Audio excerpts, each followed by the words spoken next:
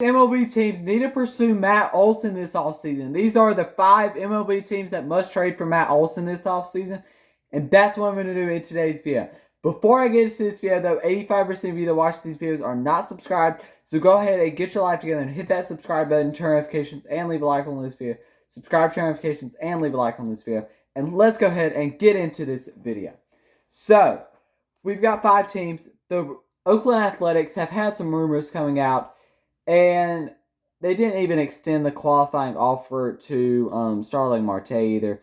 It looks like what's going to be a big blow-up this offseason for the Oakland Athletics. It's already been said that Chris Bassett, Sean Manaea, some of these, Frankie Montas, some of these players that have been very good pieces in their rotation are on the move. So why not Matt Olson as well? Matt Olson's a first baseman for this team. And let's go ahead and get into the 5 teams that could trade for him.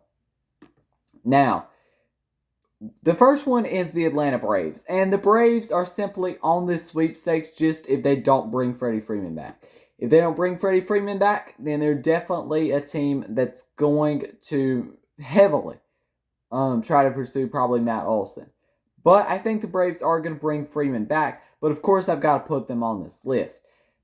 Matt Olson had a great 2021, posting a .271 batting average with 39 home runs and 111 RBIs this year, a .371 on-base percentage, a .540 slugging percentage, .911 OPS, and an OPS plus of 153. And this is a guy that had a 5.8 WAR as well, had a down 2020, but boy did he show up in 2021 and played absolutely great baseball for the Oakland Athletics.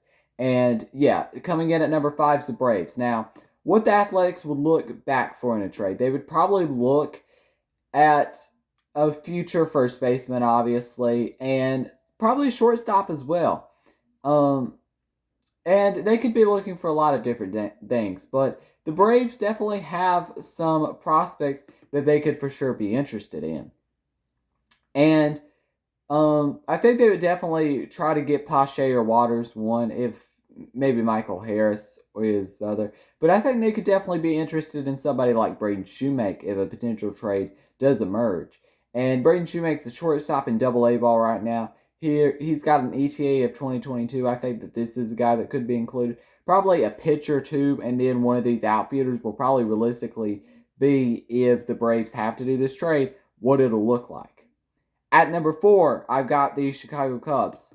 The Cubs are a team that absolutely tore everything down at the 2021 MLB trade deadline. But this is a team that ranked pretty well in first basemen just because of what Anthony Rizzo produced and because they got some good production from Frank Schwisdale. But they ranked 9th in all of baseball there. But I think they could definitely look at somebody like Matt Olson. Now, the reason why they're not higher on this list is just simply because they don't have the greatest farm system in baseball at all. Their farm system's pretty lacking, and for a team that's already in rebuilding mode, it doesn't make a ton of sense for them to tear down their farm system, and that's the reason why they're number 4. They could be a lot higher on this list if it wasn't for them possibly tearing down their farm system for an already very weak farm system. Players like Christian Hernandez will probably be discussed in a possible trade, or Pete Crow Armstrong or Ed Howard. Some of those guys will definitely be discussed in a trade. They come in at number 4 on this list. At number 3, I have the Minnesota Twins. The Twins are a team that had quite the terrible 2021 season, finishing just terribly in the AL Central. It was a miserable year to be a Twins fan last year. And even though they do have Miguel Sano at first base, I think that they could definitely look at somebody like Matt Olson. They have a very good farm system, which they kind of rebuilt at the deadline. And this is a team that's trending upwards. And getting Matt Olson's even more trending upwards. This is a team that finished 5th in the AL Central this year, finishing with a 73-89 record. So Miguel Sano's a guy who could be included in this trade, but they ranked towards the bottom, finishing 27th with a low batting average. Matt Olson will improve that. They did get the power from there, but still, it's definitely, and they have a lot of players that I think the Oakland Athletics would be interested in, if I'm being honest. I think they would possibly be interested in a guy like Royce Lewis or somebody like that. And maybe one of these mini pitchers that they've got, maybe like a Josh Winder or somebody. And the value, and maybe Aaron Sabato, who was their 2020 draft pick, but the value of a guy like Matt Olson is very high. It has to be very high. This guy that's under a couple more years of control. And with that, that's why the Oakland Athletics are trying to trade all these pieces, is because they know that they're not going to be able to pay them, and they want to go ahead and get what they can get for them right now, which makes sense with their Moneyball approach. And they can't do too much. They've said this, but they can't do too much with the stadium that they're in and all that. At number 2 is another central located team in the Milwaukee Brewers. The Brewers are a team that would be number 1 on this list if they had a better farm system, but they don't. They have an awful farm system, which is going to make this awfully hard to get done with the Brewers. It's going to be hard for this trade to get done. The Brewers finished in first place this year in the National League Central, 95-67. Obviously got beat by the World Series champion Atlanta Braves in the first round. But still, this team needs some improvements. And hitting is one, and they've got to have somebody hitting wise. As good as Willie Adames was when he came in, and as good as Avisail Garcia was last year. Oh my gosh, their hitting was bad.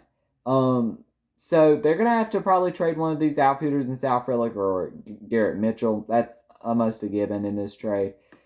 Or Bryce Turang, whichever they want there. But, like I said with the Brewers, I just don't think they have a good enough farm system to get this trade done. I think they're a great fit with Matt Olson and even a good trade partner here.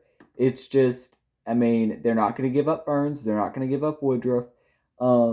Unless you're giving up somebody like Devin Williams and a couple prospects, then I don't think they're going to be too interested, honestly. And that's the key thing. They need a better farm system. But I do think the best fit is with what a lot of people have been saying with the New York Yankees. The Yankees, this seems almost like a backup option from what the rumors have been saying, which is true. I think that this is kind of a backup option for the Yankees.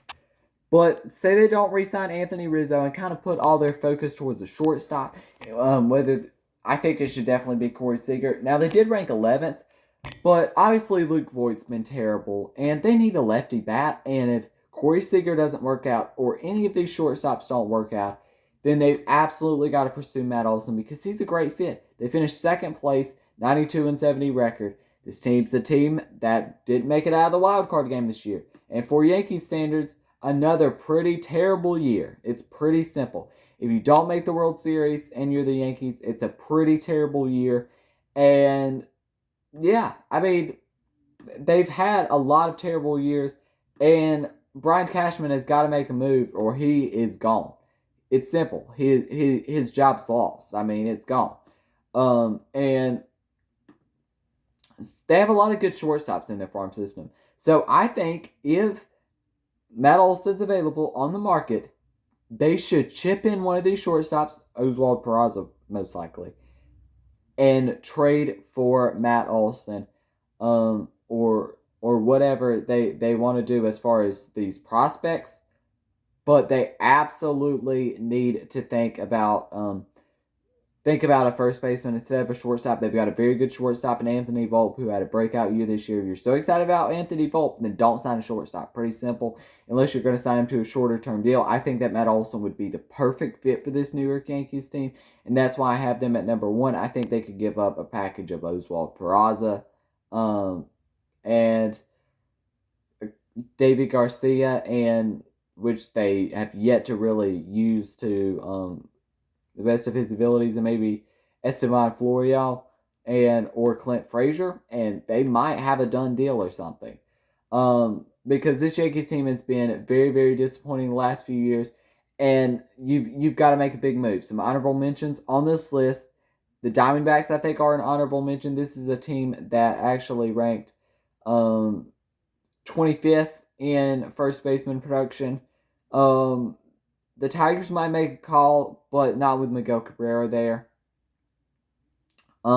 the Nationals for sure can make a call as well to the Oakland Athletics. But yeah, that's going to be the end of this video. If you enjoyed it, make sure you leave a like, subscribe to the channel, and turn notifications. Because like I said, 85% of you that watch these videos are not subscribed. So go ahead, get your life together. Hit that subscribe button, turn notifications, and leave a like. 5 teams that I have: the Yankees, Brewers, Twins, Cubs, and Braves.